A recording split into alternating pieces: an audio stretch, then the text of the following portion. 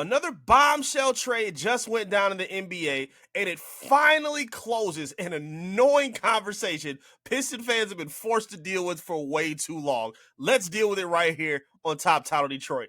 Let's go. Perfect.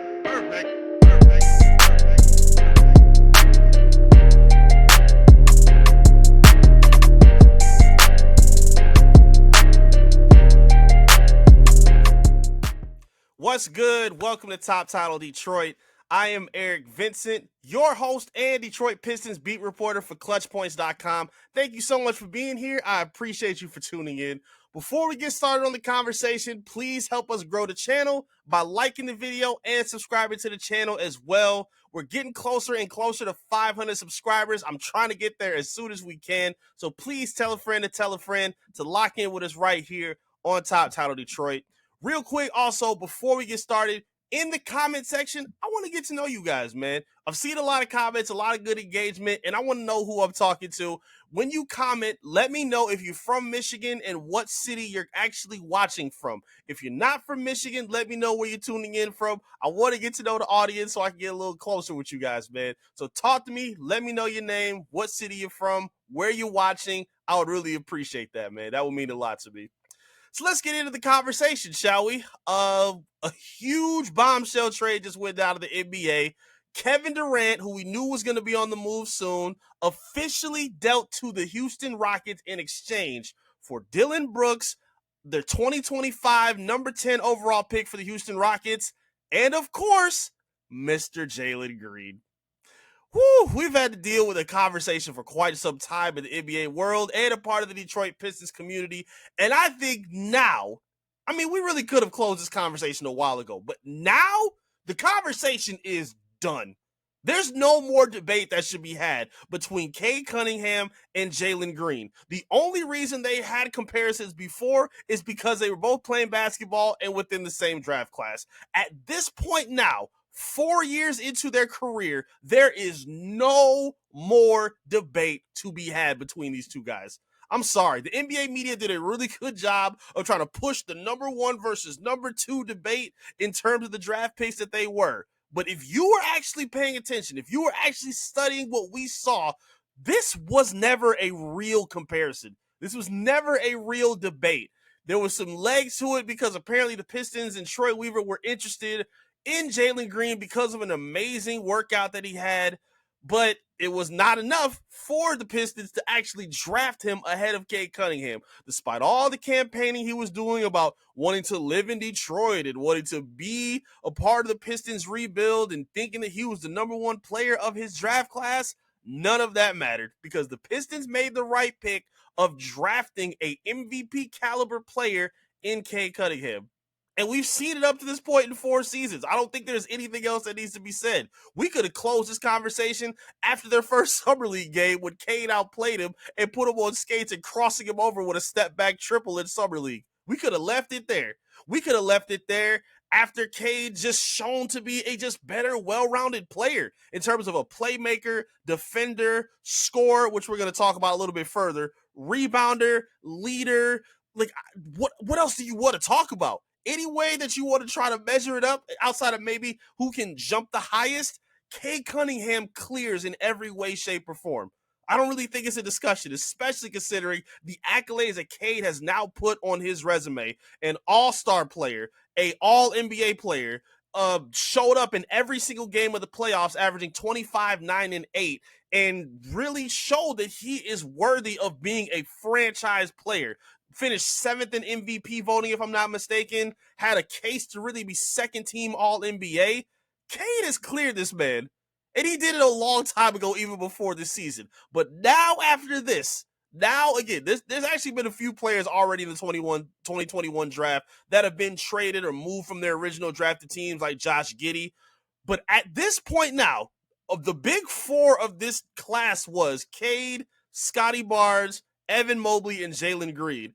Jalen being the first one to being traded of all of those guys is not surprising, and I think it closes the door on this conversation. I personally think so. I think Cade has done enough at this point to finally put him in his rearview mirror. I don't think that's a crazy thing to say. We've seen enough from Jalen Green to kind of know who he is at this point. Now, that's not to say that he can't improve with a different set of a scenery, but based on scenery, we've seen reports that say the Phoenix Suns may trade him somewhere else.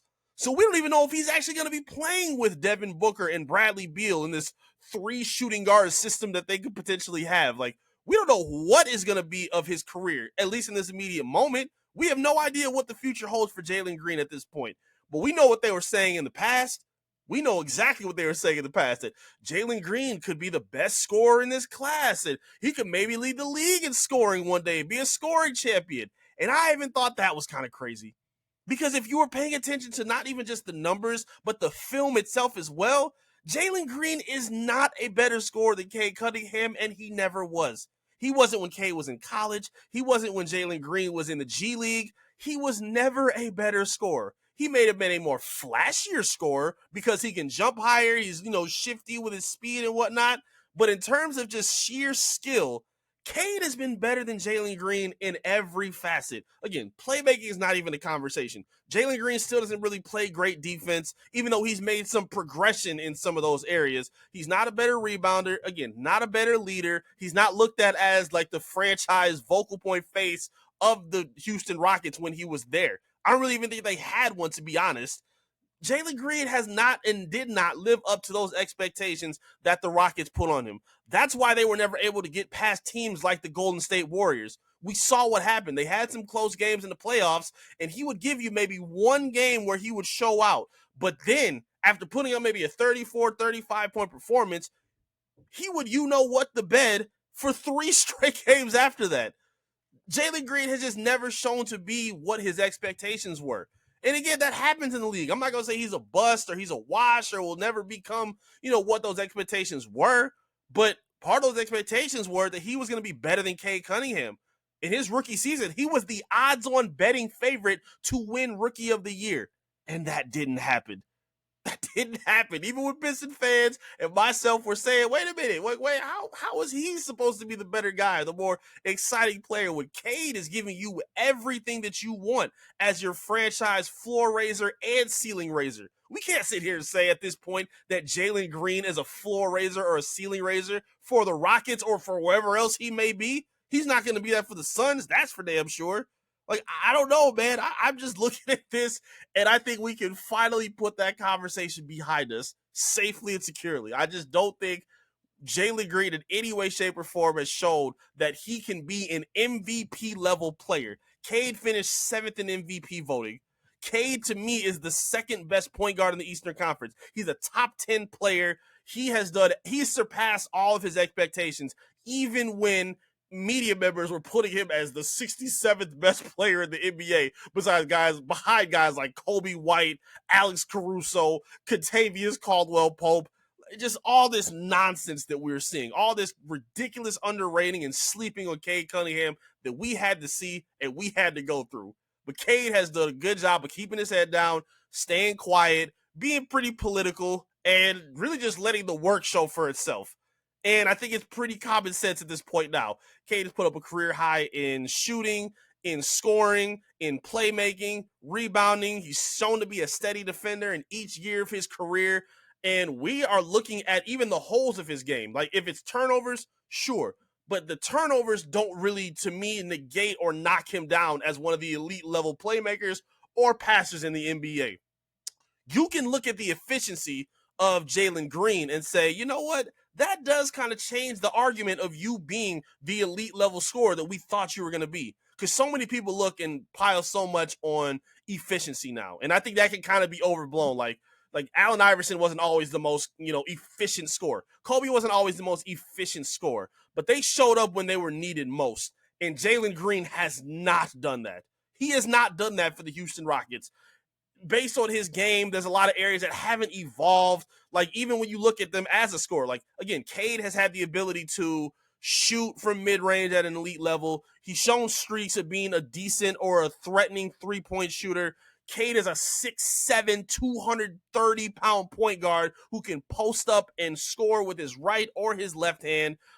He's way more athletic than people give him credit for. Like, I think he is pretty explosive as an athlete in his own right.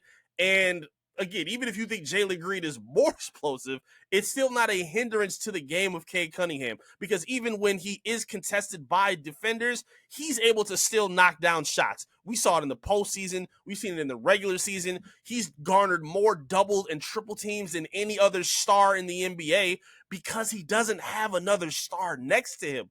Can you say the same about Jalen Green? Absolutely not. Alperen Sengun is a star next to him. Amen Thompson is ascending into star level. Fred VanVleet maybe not be a star, but he was a championship level player for the Toronto Raptors that helped them bring a ring to Toronto. Like, those are just facts, man. I'm sorry. I don't look at anything that Jalen Green has done and think that he has lived up to the expectations that we had to hear for the longest time before the draft and after the draft. But now, at this point, now that this trade is on, this conversation is done. Piston fans, don't argue with no more Rockets fans. Don't argue with nobody else on Twitter about these conversations. This convo is done. It's like arguing Kendrick and Drake. Some things are just common sense that we can look at and say, you know what? The clear-cut, obvious guy is in front of us. And it's very clear that Jalen Green does not have his hand raised in this conversation. The Jalen Green, Cade Cunningham debates are done. No more. We're not doing this any further. It is now safe to close that book and move forward to bigger and better things as Cade Cunningham and Detroit Pistons supporters. But talk to me in the comment section. I would love to hear from you what you think. What were your reactions to the Jalen Green, Kevin Durant trade? What were your thoughts? Where do you think Jalen Green is going to go next? And what are your views on what this trade was and how it went down? Talk to me in the comment section. I'd love to hear from you. And of course, again, please talk to me and let me know where you are commenting and watching from. I want to get to know you guys and find out where you're all checking in from. Talk to me in the comments, like the video, subscribe to the channel, help show some free love to the channel right here on Top Title Detroit. Thank you all so much for your time. I really, really appreciate all the support we've been seeing here on the channel. You can lock in with me on my social media as well, at I am Eric Vincent. And you can check out all my coverage on clutchpoints.com as the Detroit Pistons beat reporter. You can lock in with me over there as well. Again, thank you all so much. I really appreciate the love and the support. And I'm going to see you again soon right here on Top Title Detroit. Peace.